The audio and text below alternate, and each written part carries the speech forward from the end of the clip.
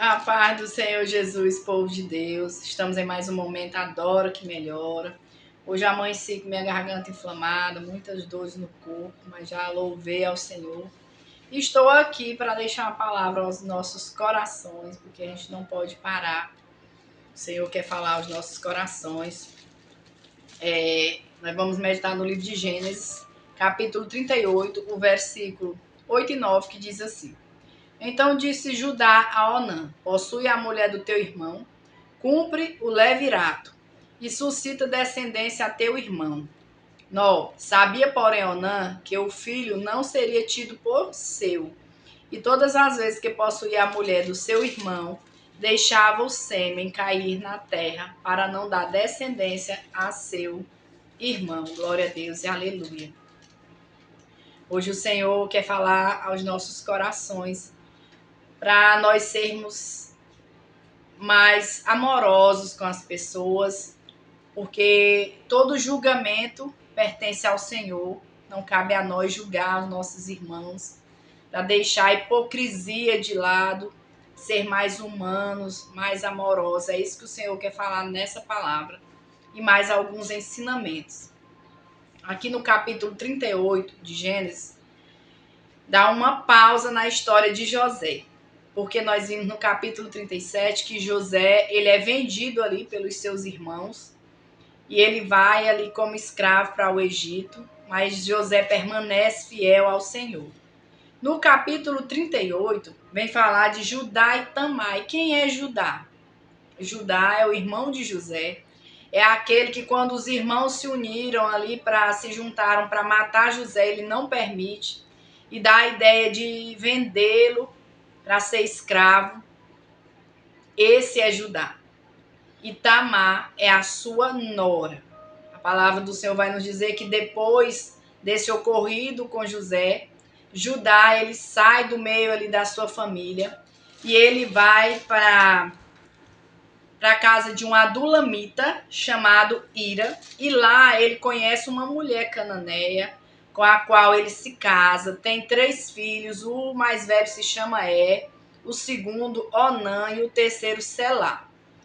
Então Judá, ele decide casar o seu filho mais velho. Então ele toma Tamar para dar como esposa ao seu filho. E a palavra do Senhor vai nos dizer que eles casam, mas que era muito, muito malvado.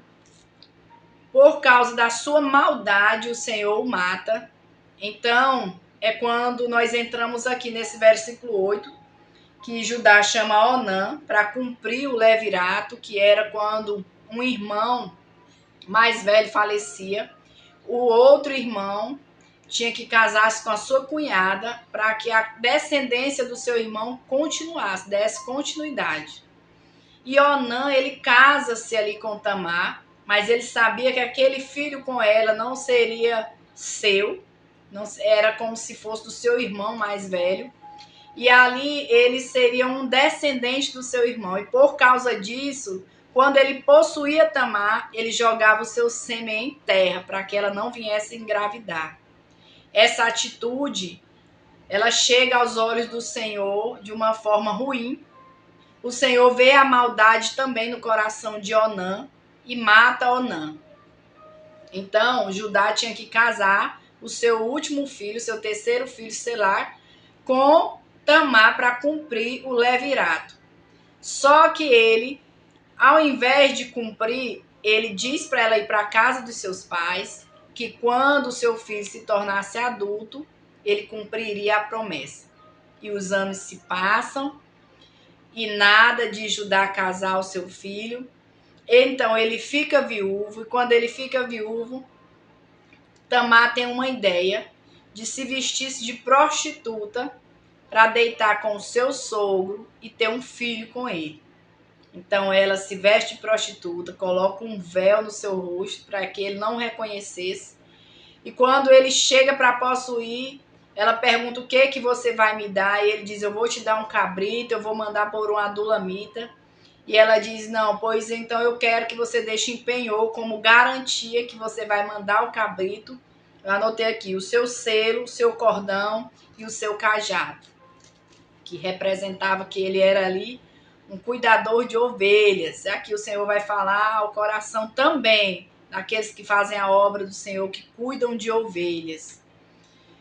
E quando aquela mulher volta para casa, ela tira ali a sua roupa de prostituta, veste a dela, volta para casa.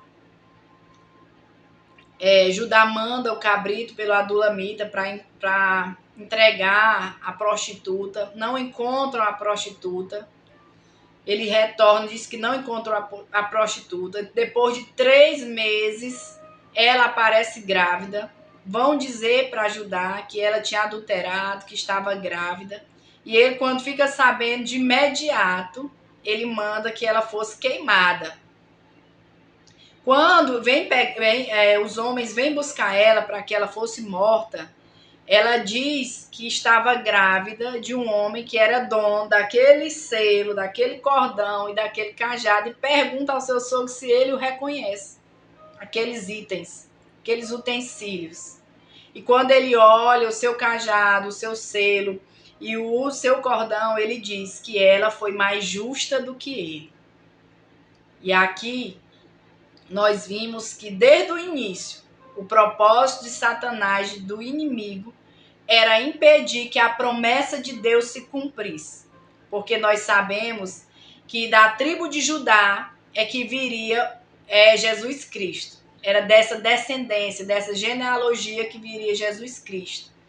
Então aqui nós já vimos que Judá, ele já sai ali do meio do povo de Deus, já se casa com uma pessoa que não tinha Deus, adorava outros ídolos, outros deuses, tinha uma cultura totalmente diferente. Aqui eu já abro aspas para falar com você, meu irmão, minha irmã, que estão aí procurando um companheiro, uma companheira, que você venha fazer como diz a palavra do Senhor.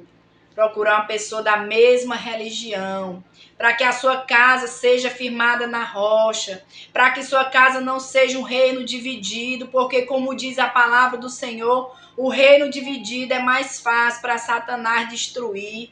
Então procure alguém que já confessou o Senhor como Salvador da sua vida, que esteja firme nos caminhos do Senhor, que te aproxime mais de Deus, que você possa esperar no Senhor e que você venha sair, tirar os pratos que o inimigo tem trazido para a tua vida.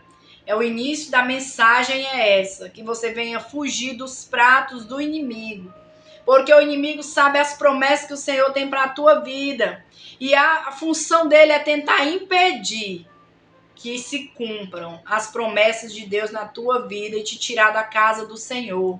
Então vigia, ora mais, espera em Deus, não tome essa atitude. Talvez você diz, Senhor, confirma para mim se essa pessoa é de Deus, se essa pessoa é o teu propósito. O Senhor está falando nessa mensagem. Espera em Deus com paciência.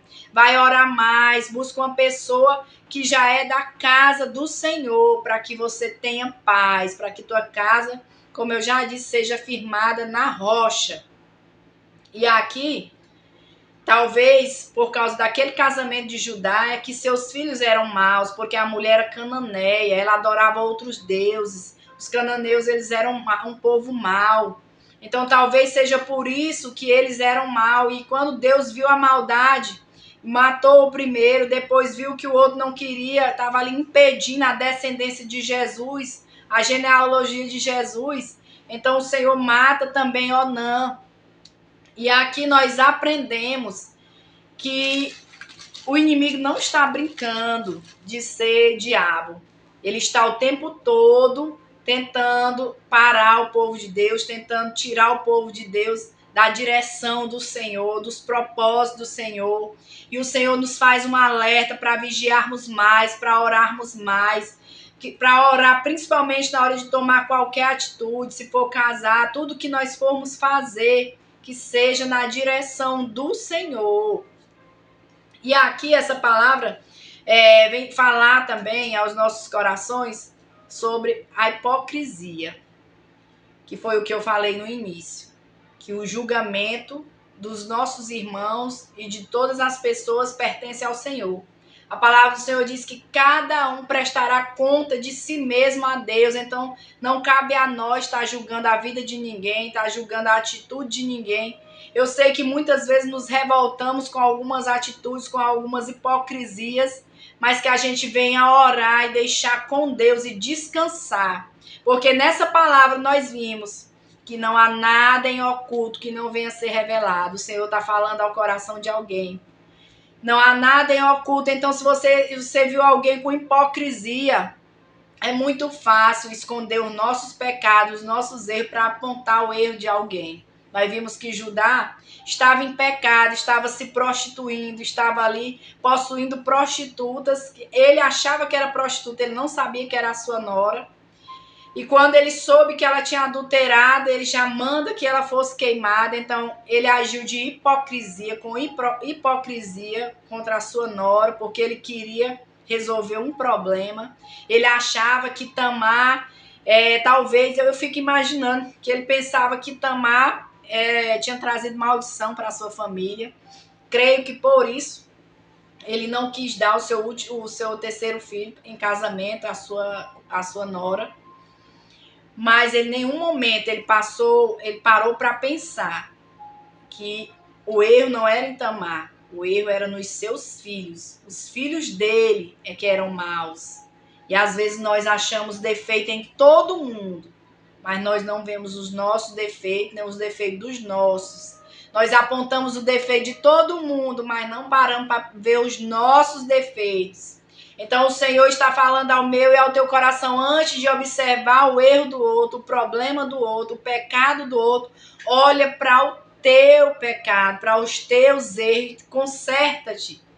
Vai fazer uma autoavaliação, se consertar, se arrepender. É claro que tem a consequência dos nossos pecados, mas o Senhor, ele é um justo juiz, é um advogado. Jesus Cristo é um advogado fiel, que se eu e você pecarmos, ele é quem vai julgar a nossa causa, ele nos dá uma oportunidade. Como eu já disse, vamos ter que passar pelas consequências, mas o Senhor nos dá a oportunidade para nós nos consertarmos, mas que é hora de deixar de hipocrisia, é hora de parar de querer cobrar das pessoas o que você não faz, o que os seus não fazem, você querer que os filhos dos outros fazem, que você faz quando nem você mesmo faz.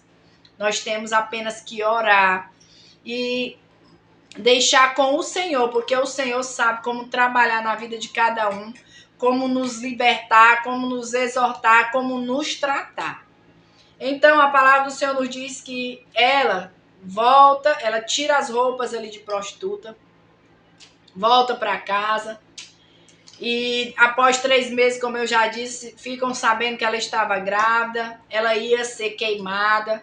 Então ela mostra o cajado, o selo e o cordão.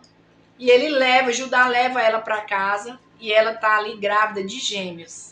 É linda essa história, muitos ensinamentos. E quando a parteira tá ali fazendo o parto, diz que o primeiro filho, Pérez, antes dele nascer, o segundo filho, ele coloca o braço para fora. E a parteira pega uma fita vermelha e amarra ali no braço dele. Só que aí ele puxa a mão para dentro e então nasce Pérez. E aqui nós aprendemos que nem sempre a escolha do homem é a escolha de Deus. Nem sempre aquele que está em evidência agora é o que Deus quer que esteja em evidência. Talvez deram um jeitinho, talvez foi pela vontade do homem, mas não é o que Deus quer.